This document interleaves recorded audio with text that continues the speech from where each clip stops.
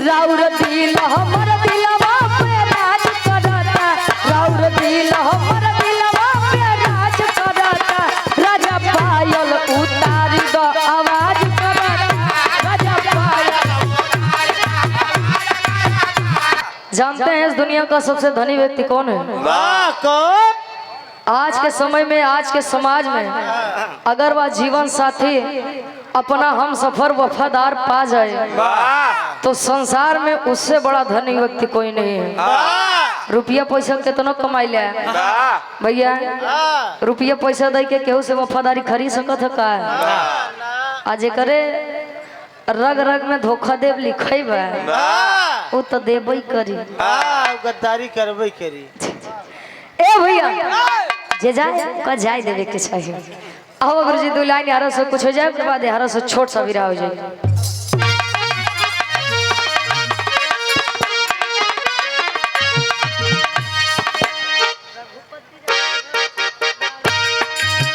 बड़ी बढ़िया गीत के संकेत करते हैं। कोनो लड़का अपने दुल्हन से कहे बारे गुरुदेव तार जोड़े नहीं बा जोड़ा दुल्हावा कहे कैसे? बड़ा झरले बाड़ू काजर मरले बाड़ू,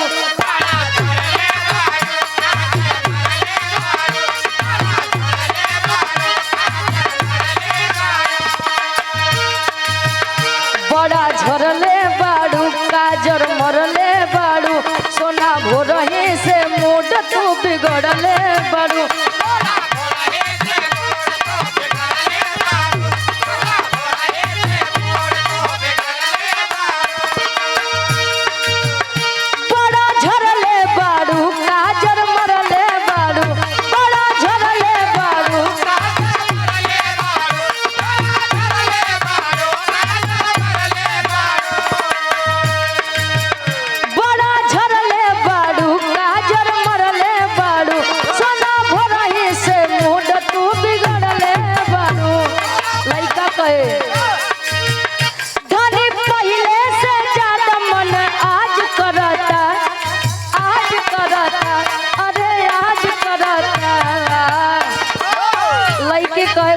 ठीक है बा ए कहे राउर दिल हमर दिलवा पे राज करता, राउर दिल हमर दिलवा पे राज करता।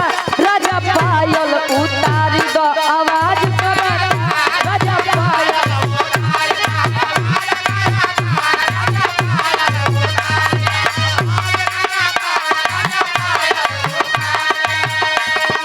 कजरा लगा के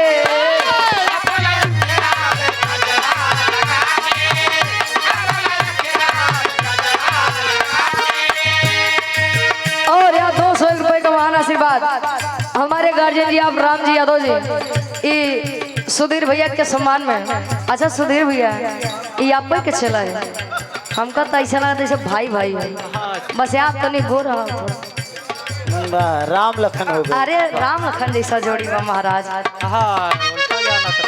देखा पहले के गवैया गाना गाय के अगर हम काले हैं तो क्या हुआ दिल वाले हैं। करिया से तनको नफरत न करे के चाहिए। जब तक कि दाढ़ी मोछा बार करिया बा तब तक तो ठीक लगत है। आज ऐसे तनी उजराई पे पहुंचत है तब तो बिना डाई वाई लगाए निकलते नहीं मनई। ये 200 रुपए का महान आशीर्वाद सुधीर भैया के सम्मान में एक बार जोरदार तालियों के साथ स्वागत सम्मान करिए आप लोग। हाँ बजाए ले जाना अगली बार घूम घूम बजाऊंगा। हाँ अगले जन्म घूम घूम बजाऊंगा। कहाँ हो? स्टेशन पर। कैसे? हाय हाय हमका हमारे हिसाब से तो तू नहीं बजाया। अपना अखिया में कजरा लगा के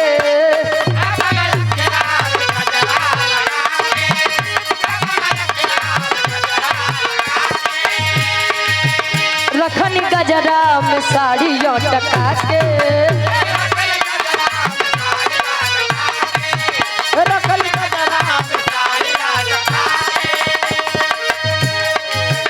अपना अखिया में गजरा लगा के रखनी गजरा में साड़ी टका के दुल्हन कहे हमर बॉर्डर की लगे हो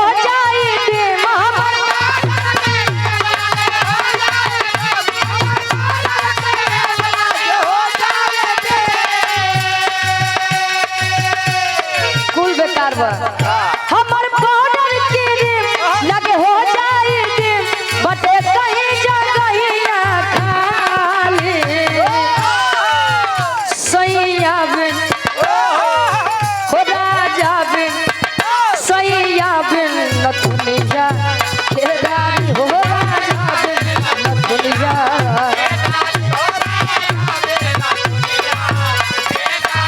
जियो एके ओरिजिनल